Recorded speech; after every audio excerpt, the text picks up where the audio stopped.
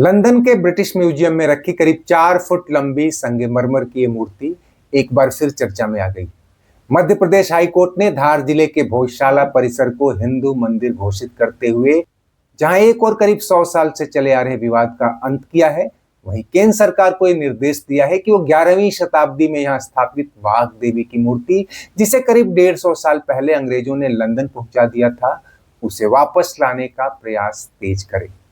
हालांकि इस मूर्ति को लेकर भी कम विवाद नहीं, इसके वाघ देवी होने या न होने और इसे लंदन से ला पाना कितना मुमकिन है, इस पर विस्तार से बातचीत करेंगे। लेकिन उससे पहले उन अहम बिंदुओं को जानते चलिए जिनके आधार पर हाई कोर्ट ने भोजशाला को मंदिर घोषित किया। कोर्ट ने ऐतिहासिक स्रोतों और साक्ष्यों के आधार पर इस बात की पुष्टि की है कि धार स्थित भोजशाला मूल रूप से परमार काल में यानी 1034 ईस्वी के करीब एक हिंदू मंदिर और शिक्षा केंद्र था। कोर्ट ने एएसआई यानी भारतीय पुरातत्व सर्वेक्षण की उस रिपोर्ट पर भरोसा किया है जिसमें कहा गया कि वर्तमान ढांचा, गुंबद वगैरह पहले से मौजूद मंदिर के अवशेषों पर बने थे। परिसर के खंभों पर हुई नक्काशी, खुदी हुई मूर्तियों सहित पूरी स्थापत्य शैली को मंदिर वास्तुकला का प्रमाण माना गया। परिसर में पत्थरों पर उकेरी गई गणेश, नरसिंह, भैरव, ब्रह्मा आदि हिंदू देवी देवताओं की आकृतियों और टूटे हुए शिल्प को भी अकाट्य प्रमाण माना गया। संस्कृत और प्राकृत के शिलालेख जिनमें राजा भोज तथा सरस्वती शिव की वंदना का उल्लेख है, वो भी अहम साक्ष्य माने गए। ब्रिटिश काल के दस्तावेजों में भी भोजशाला को राजा भोज की शिक्षा स्थली या मंदिर परिसर बताया गया था, जिसे बाद में मस्जिद के रूप में उपयोग किया गया।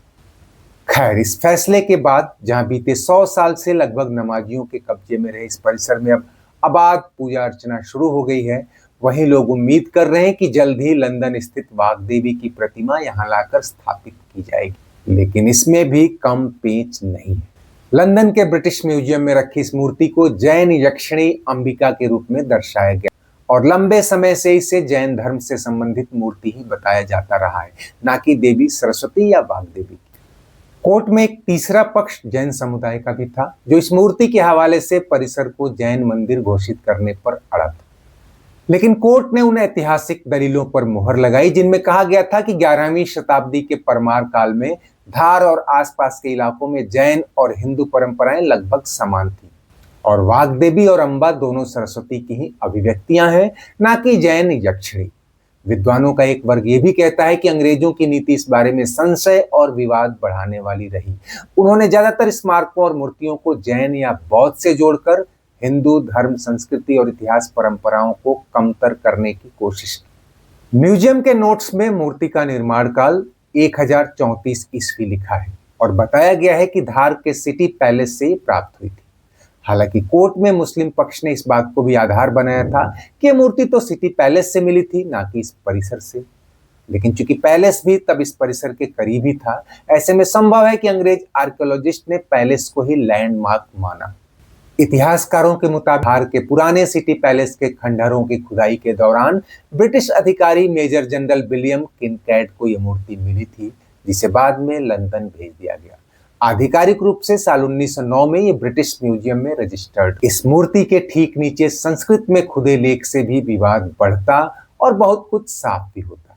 इस लेख में कहा गया है कि वररुचि ने सबसे पहले वाघ देवी यानी सरस्वती की मूर्ति स्थापित करके फिर 3 जैन तीर्थंकरों की मूर्तियां बनवाकर इसके बाद नित्य फल देने वाली सुंदर अंबा की ये शुभ मूर्ति बनवाई। इसमें मूर्तिकार का नाम मर्थल और शिलालेख उकेरने वाले का नाम विद्वान शिवदेव लिखा है। इस लेख से तो ये भी साफ है कि अंबा की मूर्ति है और म्यूजियम क्यूरेटर ने अपने कमेंट में यहां तक लिखा है कि ये शिलालेख दर्शाता है कि धार में वाघ देवी जैन देवी अंबा से संबंधित थी। हालांकि अंग्रेज क्यूरेटर यहाँ चूक गए, क्योंकि उन्हें नहीं पता कि जैन धर्म से बहुत पहले अस्तित्व में आए ऋग्वेद में वाघ देवी यानी सरस्वती को ही अंबा या अंबिका पुकारा गया है। इस शिलालेख से भी यह प्रमाणित होता है कि एक ही राज में एक ही व्यक्ति की देखरेख में सबसे पहले वाघ देवी यानी सरस्वती की एक मूर्ति स्थापित की गई थी, उसके बाद जैन तीर्थंकरों की और फिर अंबा या अंबिका की यह मूर्ति। विद्वान कहते हैं कि भिन्न मत के बावजूद ज्ञान की देवी वाघ देवी और अंबा एक ही देवी की 2 अभिव्यक्तियां थीं। वररुचि ने पहले वाग देवी की मूर्ति बनवाई। इसका मतलब है कि भोजशाला में वाग देवी की पूजा होती थी और अंबा की यह मूर्ति उसी परंपरा का हिस्सा थी। राजा भोज के समय हिंदू और जैन परंपराएं बिल्कुल मिली जुली थी। एक ही देवी के हिंदू और जैन रूप भी हो सकते थे। तथ्य है कि यह मूर्ति भोजशाला के खंडहरों से मिली परमार कालीन है और इसके गुण, चार भुजाएं, पुस्तक आदि देवी सरस्वती से मेल खाते हैं। इसी आधार पर साल 1961 में प्रसिद्ध पुरातत्वविद डॉक्टर विष्णु श्रीधर लंदन गए और इस मूर्ति को वाग देवी ही बताया। उन्होंने ही इसे भोजकालीन सरस्वती प्रतिमा के रूप में प्रमाणित भी किया। और दोस्तों, ठीक उसी काल में बनी वाग देवी की तमाम मूर्तियां, जिनमें से कुछ दिल्ली स्थित नेशनल म्यूजियम और दूसरे संग्रहालयों में रखी गई हैं, उनके वास्तु और बनावट से साफ है कि वाग देवी की रूपरेखा तब ऐसी ही गढ़ी जाती थी। ऐसे में अगर ये मूर्ति मंदिर में स्थापित मूल वाग देवी की प्रतिमा नहीं है और अंबा या अंबिका के रूप में उनकी प्रतिमूर्ति भी है, तो भी इसका उस परिसर से जुड़ाव तो साबित होता ही है और इसे वहां ले जाकर स्थापित करने और पूजा अर्चना के योग्य भी बनाता है। लेकिन सवाल यह है कि क्या भारत सरकार के लिए इस मूर्ति को ला पाना संभव है? अब तक के अनुभव बताते हैं कि इतना आसान नहीं है।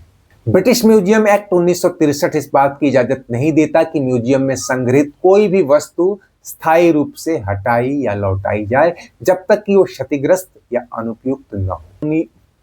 और ब्रिटिश सरकार औपनिवेशिक काल की वस्तुओं को कानूनी रूप से प्राप्त मानती है और यही कारण है कि कोहिनूर हीरा सहित कई वस्तुएं भारत आज तक वापस नहीं ला पाया। हालांकि भारत ने अमेरिका, ऑस्ट्रेलिया, जर्मनी, नीदरलैंड सहित कई दूसरे देशों से सैकड़ों मूर्तियां हासिल की हैं, लेकिन ब्रिटेन से ऐसी वापसी बहुत कम ही हुई।